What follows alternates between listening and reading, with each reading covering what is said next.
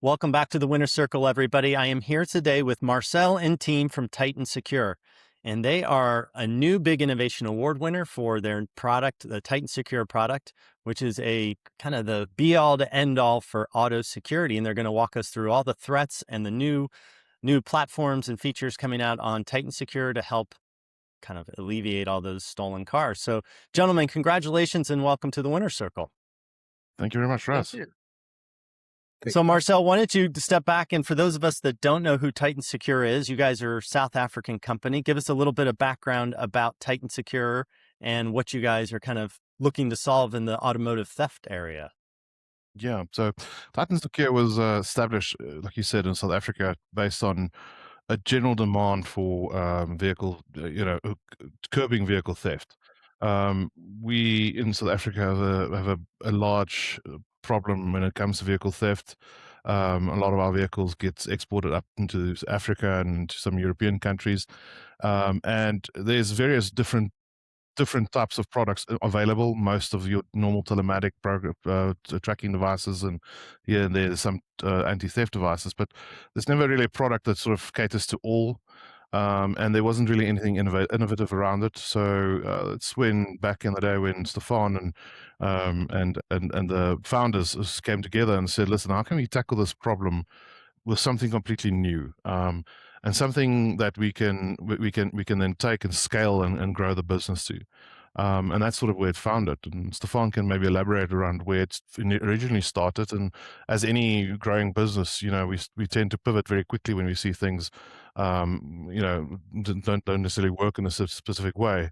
And that's very much Titan Secure. We tend to pivot very quickly based on market demand. And also the way that we see global markets need to be satisfied. So yeah, Stephán can bring us into maybe just saying how that product actually developed from a very rudimentary mechanical device to where we are today. Yeah, Yeah, Stephán, so did you when have a you car think- stolen, or Unfortunately not. is it a or fortunately personal not. origin story? No, actually, some friends of mine lost some of their vehicles, and everybody started complaining about tracking devices. So if you think tracking, you think reactive. And we said there might have to be a way to be proactive about this. And we started with actually developing a mechanical device that we bolted onto the engine, and we basically locked the engine. And to lock that engine, we needed electronics to operate that lock. And with the development of the electronics, it became so good that it became a product on its own. And then we moved over to solely electronics. It's much more scalable and much more OEM friendly. We still have some mechanical devices in the market. I still have one in my vehicle. I show it off sometimes, but we moved over to a total electronic hardware, and now we're a software-enabled hardware company, if we can put it that way. I think that's where the future points. So walk me through kind of the system. You've got you started off with this kind of hardware lock. It sounds like. What are you guys? Where is the platform at today? I know you've got this kind of prevention system, and it's linked to GPS, I think, and then you've got this kind of new software AI approach to it. So if if we have to go and look for you via our tracking device, the battle's already lost. So if we can prevent the theft from happening where you parked your vehicle, and a lot of our marketing goes towards, find it where you park it. That's first prize to us. And the way that we do that is with interaction with the various OEMs. We integrate our system without giving away too much. We integrate our system within a lot of different systems in the car. And then during this process, we're able to lock down specific sections of the vehicle, engine, clear the engine, the ignition, so forth, and give the owner the control that via either the Bluetooth on his cell phone or through a remote, depending on which region you're in. We find that different regions tend to want different things, but we're able to pivot through that. And then, by doing that, we see that a lot of times with the theft attempts, if the criminals struggle to actually steal the vehicle, they don't spend too much time there. They don't want to get caught, so they're out of there very quickly. And that's sort of the first layer. So we have very much a multi-layered approach where we filter into different aspects of the vehicle, and then have the GPS, the tracking device. And then we've got various other things that we do with Wi-Fi sniffing and all those type of things to sort of bolster this approach. And then we package that to the customer as a anti-theft device at our core. So we anti-theft at our core, and I think for decades the industry has really thrown tracking devices into vehicles just to try to solve the problem. But nobody's really come to the table and said, "Listen, why are we running after these vehicles? Well, let's take a step back and let's stop it before it even happens." And this is us. This is what we're saying. Well, Yeah, I so that's think, kind of where you we know, are. in my estimation, I think like you're saying, those tracking devices and the rise of all of those, the LoJack and everything else that was, at least in my memory in the United States, was really probably developed for the insurance companies more than the consumer. You know, it was developed to get that asset back, and that, Right, as you yeah. said, you know, you don't want that car back. Most Mm. of the time, it is, Yeah. you know, I'm in outside of Philadelphia, and I think it's the largest, I think it's the worst car theft market in America, or used to be.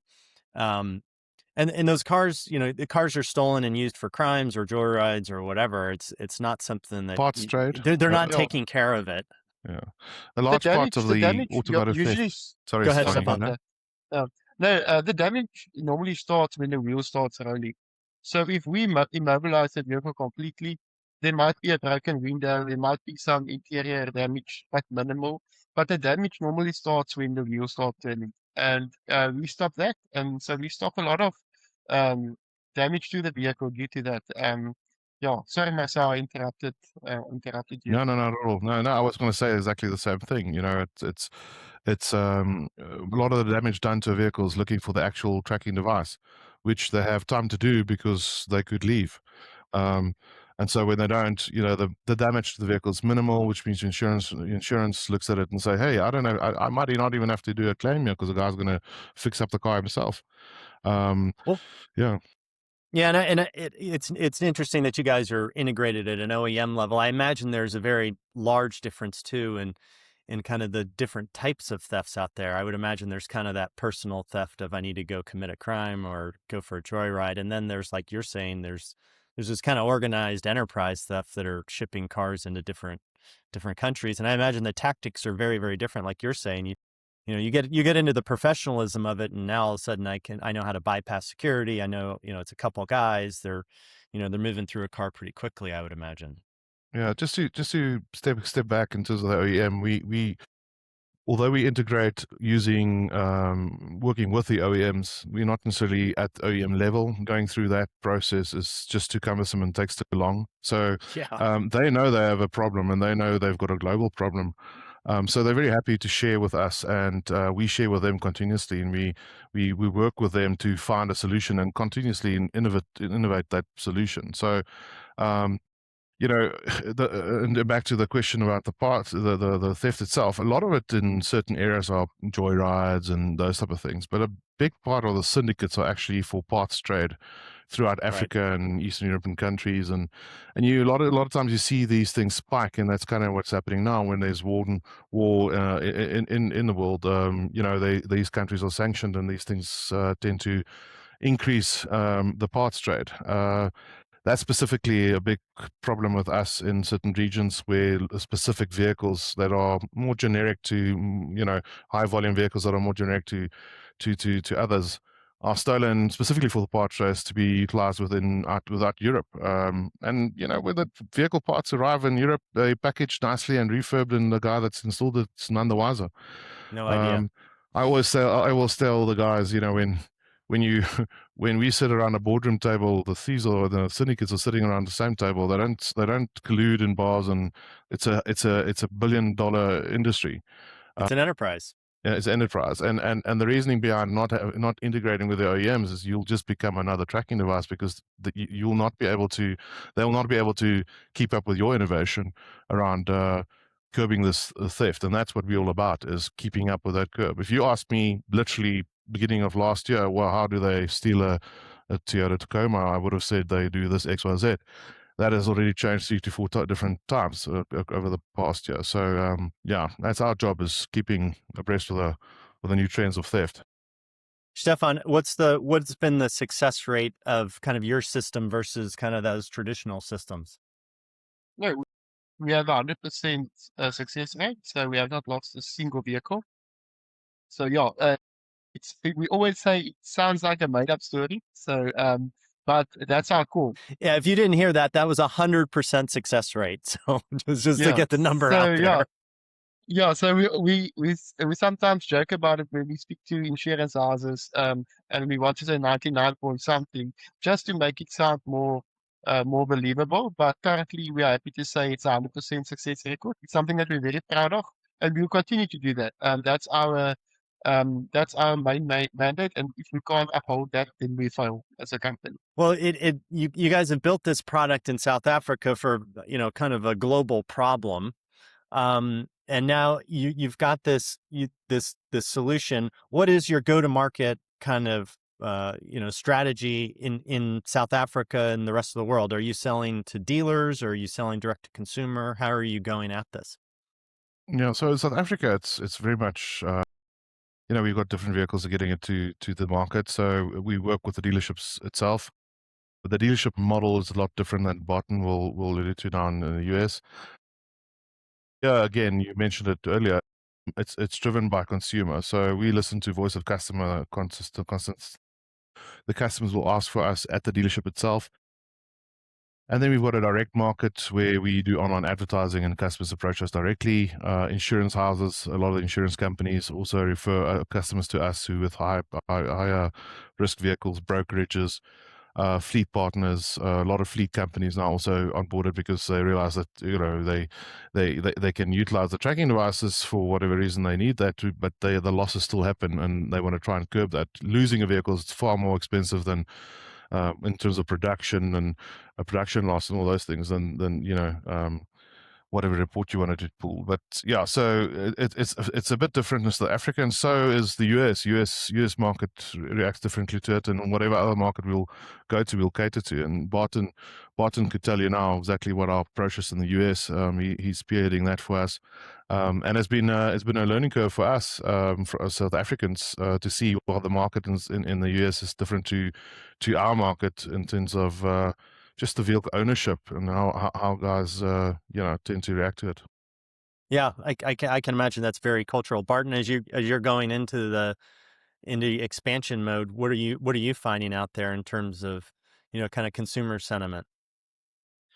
So yeah, I spent 10 years in the GPS world, and was fortunate enough to be around some pretty good guys. Built 3 very large companies, one of which recently sold Solera, which is called LoJack. That name's kind of been pushed around. So the major issue that we have in the States, as I'm talking to dealers, is I just say, hey, look, man, we just haven't had a car stolen. Like, just wherever you park, it's just kind of where it is. And I don't know what it is about Americans; they just don't want to believe good news. But they're like, well, every conversation I have is, well, when it gets stolen, I'm like, we need to start at the ending here, right? Which is, we've never had a vehicle stolen. So it is trying to unwind this mindset that consumers have, that they're going to park their car. Well, they're going to pay $1,000 USD or whatever the dealer decides to sell this for. Hey, your car's going to get stolen, and when it gets stolen, we'll just try really hard to find it. Right. That's a really, really crappy value proposition.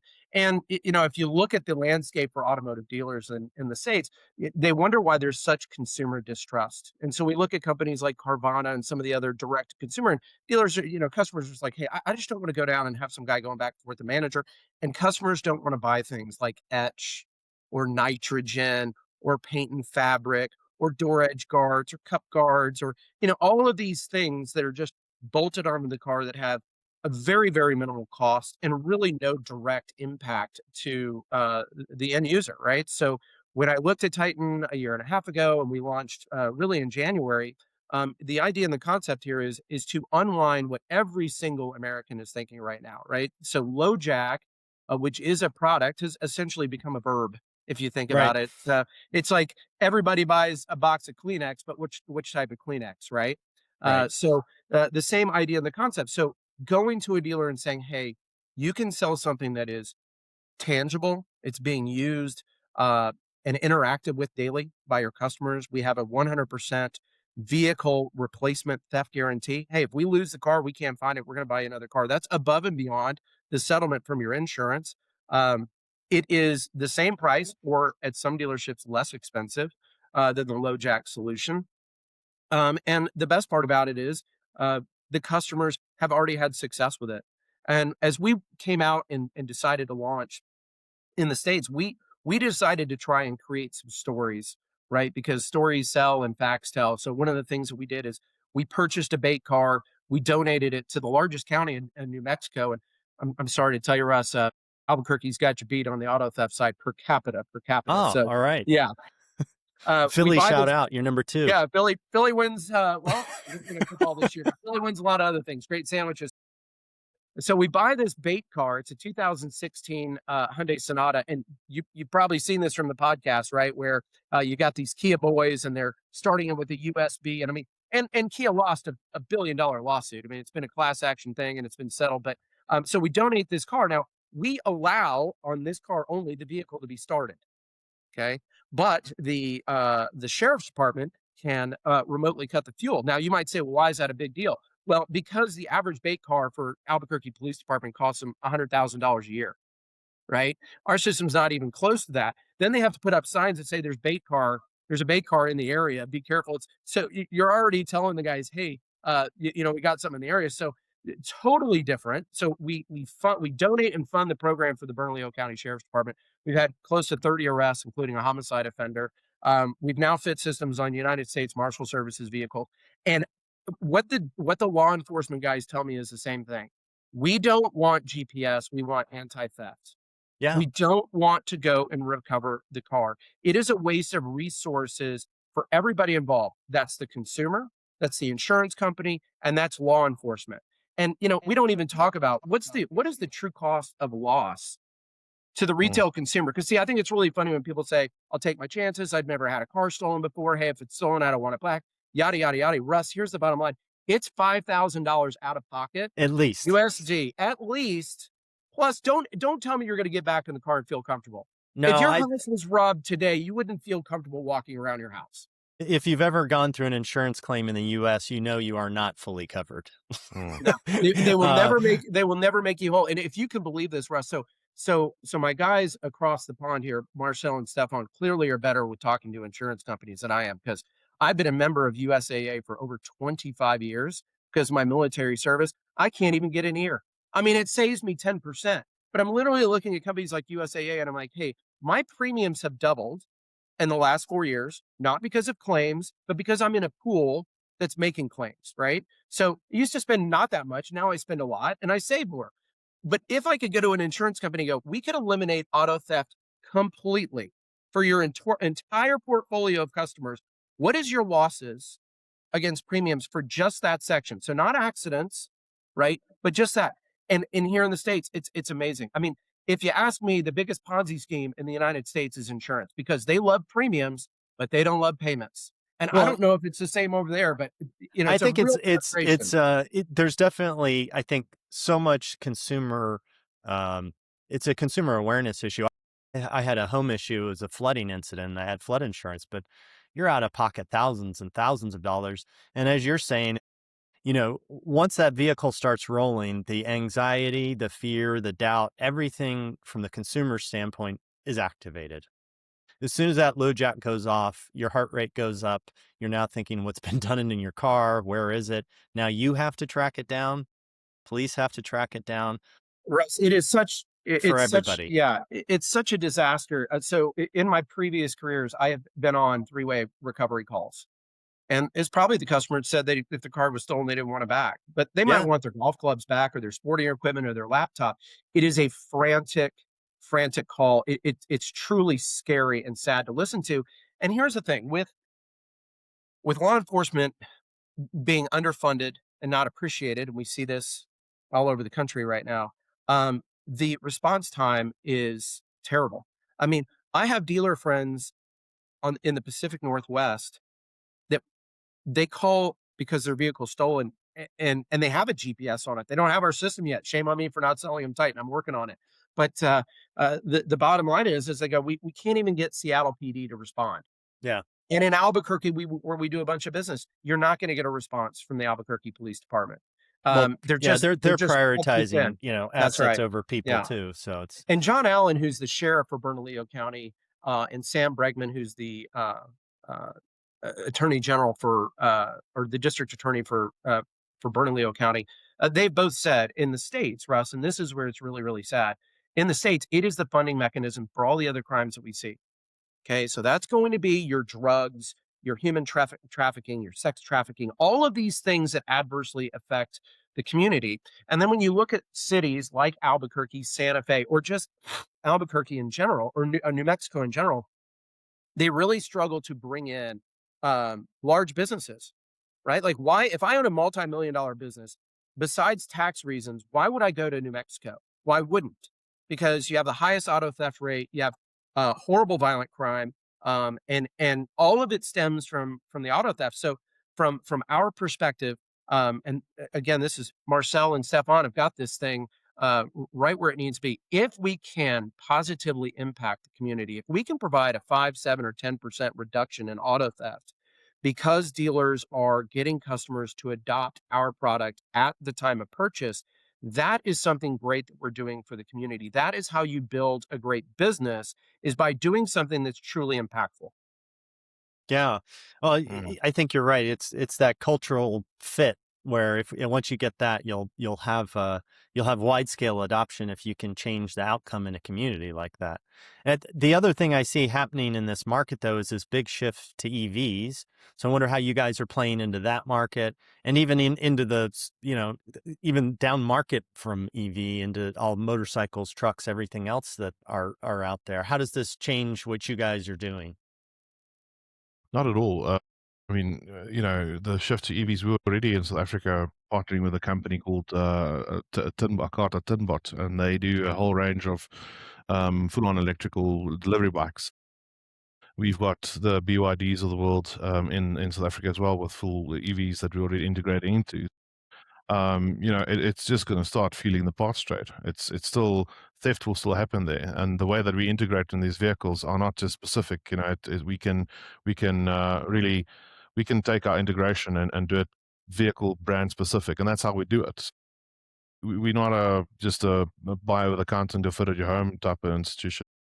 We have integration teams that go and study and analyze a vehicle and schematics, and integrate the diagrams, and then plan out how we integrate with OEM approved lugs and plugs and looms and things like that to ensure that we comply with the vehicle. So yeah, I think the future is actually bright, and going forward, we've got a large focus on what we call yellow metal trucks and TLBs and things like that, and that's a large market for us as well. But currently, our main focus is just steering the ship into and maintaining focus and making sure that our product and quality is of such standards that the customers just keep on coming back. The more we save, and that's sort of Barton, and maybe the success we had in South Africa so far, and you'd have it soon, is the more vehicles we save and more that we present that to the insurance, the more they look at us and say, okay, here's a viable option. So I suppose the success is in the results, and that's going to be the success in the States as well.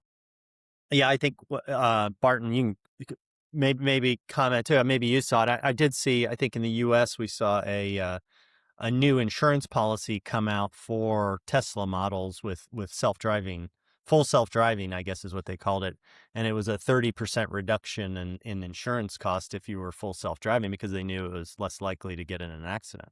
So I imagine the same would be true with yours. Is your theft coverage would go to zero or pretty close to zero.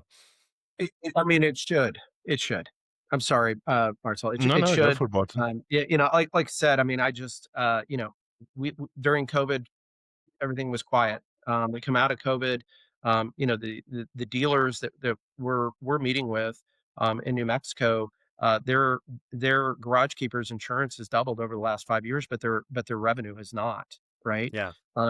So we have had conversations with a couple of one specifically insurance provider where if we're pre-fitting 100% of the inventory for the dealer, we assume the theft and identity theft liability. Those are two separate line items. So if you're looking at a standard dealership sells a couple hundred cars a month, that's $30,000 to $40,000 a year in premium savings, right? Yeah. So, and now they're able to sell something that is truly worthwhile to their customers and and really feel proud about it.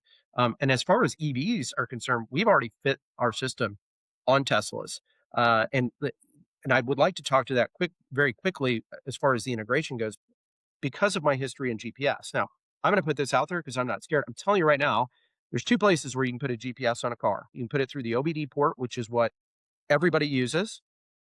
That can create problems through the CAN bus if you're not doing a 512 pin-to-pin connection. You don't need to be sniffing the CAN bus at all.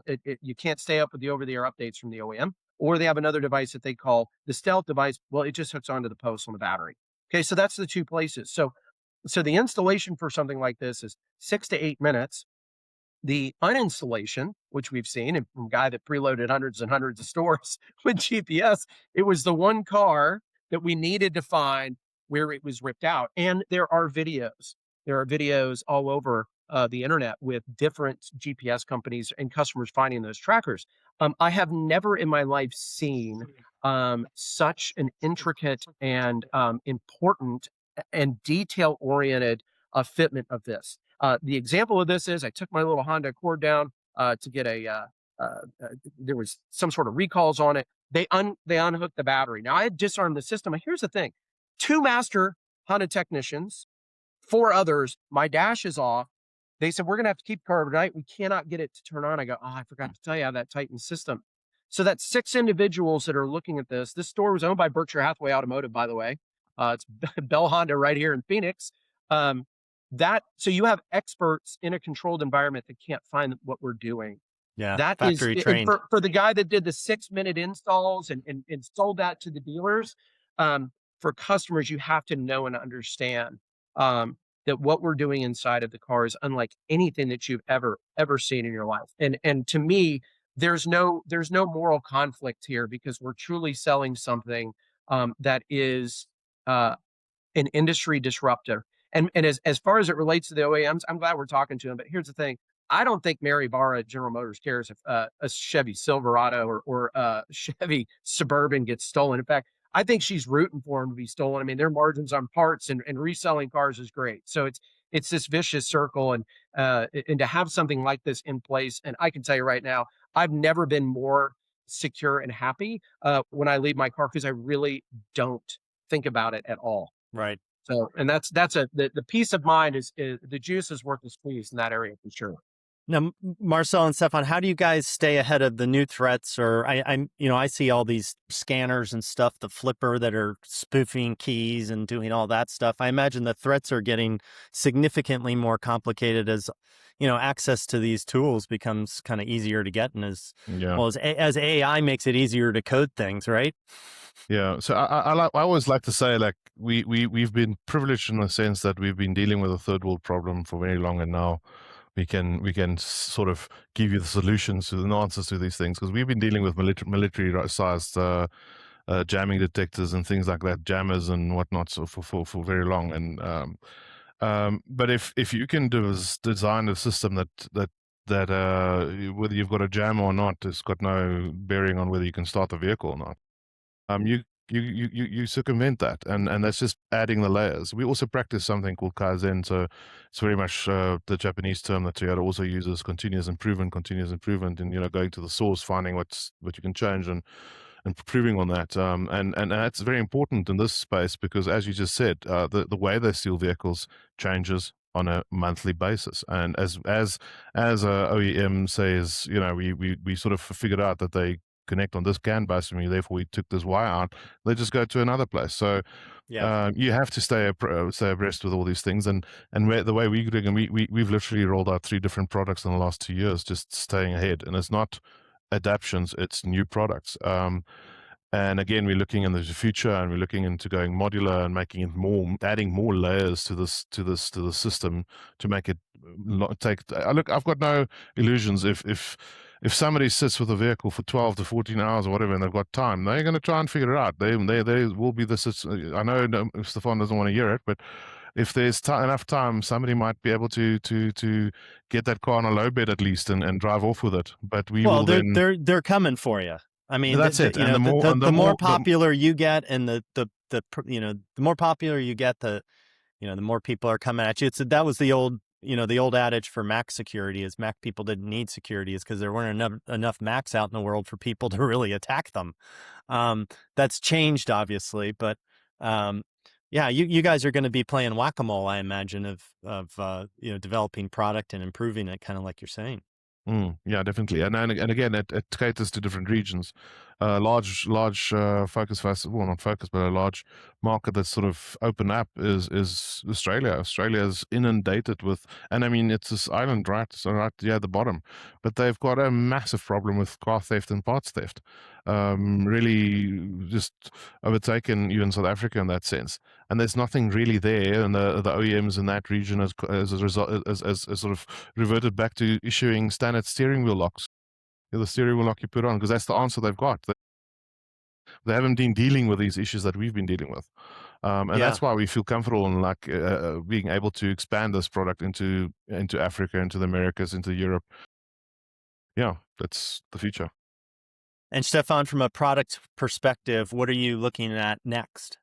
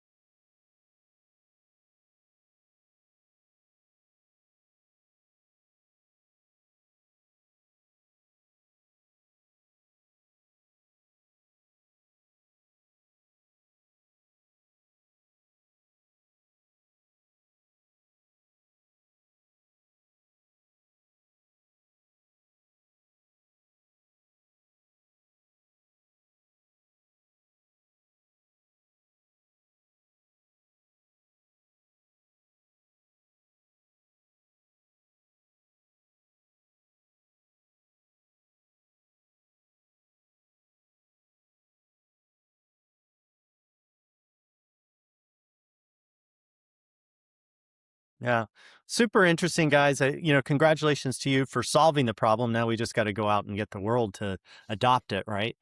Educate the human. That's what it is. Yeah. Yeah. Super interesting. As somebody, like I said, as somebody who's been through a lot of insurance claims recently, you were not covered, and this seems like a good peace of mind. And congratulations on all the success you're having, and hopefully Barton will get you in here and get you moving inside of the U.S. Out on him. Well, Marcel, Stephán, and Barton, thank you so much from Titan Secure. It's super interesting. We look forward to talking to you and seeing how you guys progress in the next couple of years. Thank you, Russ. Thanks, Russ. Appreciate the time. Cheers.